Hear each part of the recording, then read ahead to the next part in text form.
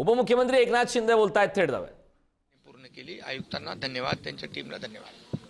Sir, Uddhav Thackeray म्हणत होते की तुम्ही जे आहेत ते गंगेमध्ये पाप धुण्यासाठी असताना काय म्हणाले? पहिलं तुम्ही सांगितलं की ते जात नाहीये, मग काय म्हणाले? त्यांचं म्हणणं की तुम्ही किती गंगेत मारले की पाप धुतले जाणार नाही, गद्दारीचा शिक्का पुसला जाणार नाही. खरं म्हणजे प्रयागराजमध्ये महाकुंभ झाला.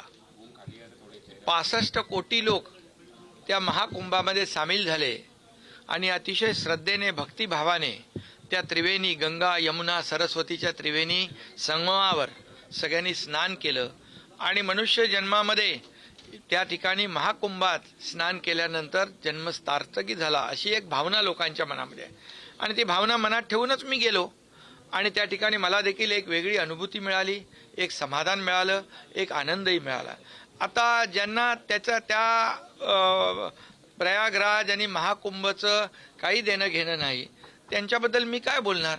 आणि एवढंच मी सांगतो की आम्ही जे बाळासाहेबांचे विचार, बाळासाहेबांची शिवसेना आणि बाळासाहेबांचा धनुष्यबाण याबरोबर ज्यांनी बेईमानी केली, जे पाप केलं, ते पाप धुण्यासाठी मी गेलो तिकडं असं म्हटलं पाहिजे त्यांनी. आणि म्हणून त्यांनी पाप केलं. बाळासाहेबांचे विचार घाण ठेवण्याचं, घाण टाकण्याचं, बाळासाहेबांचे विचार सोडण्याचं, धनुष्यबाण घाण टाकण्याचं पाप केलं. शिवसैनिकांचं खच्चीकरण करण्याचं पाप केलं. ते पाप धुवायला मी तिथे गेलो. आता काय बोला.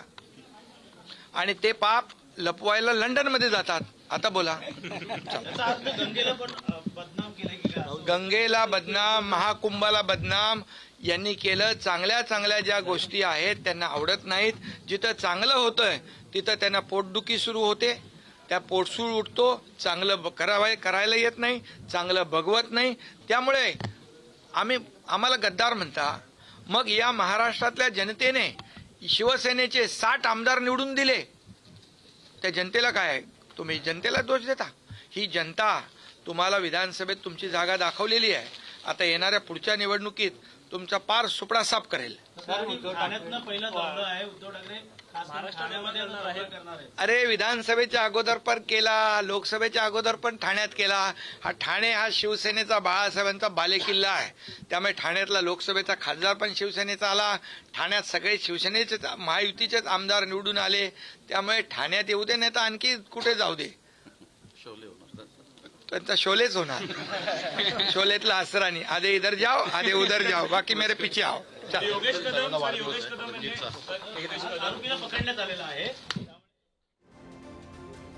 स्वारगेट पुणे येथे BST मध्ये गाडीमध्ये झालेली घटना अतिशय दुर्दैवी आहे, अतिशय दुर्भाग्यपूर्ण घटना आहे. त्याची निंदा करावी तेवढी थोडी आहे. आमच्या या बहिणी ज्या आहेत सुरक्षित राहिल्या पाहिजे.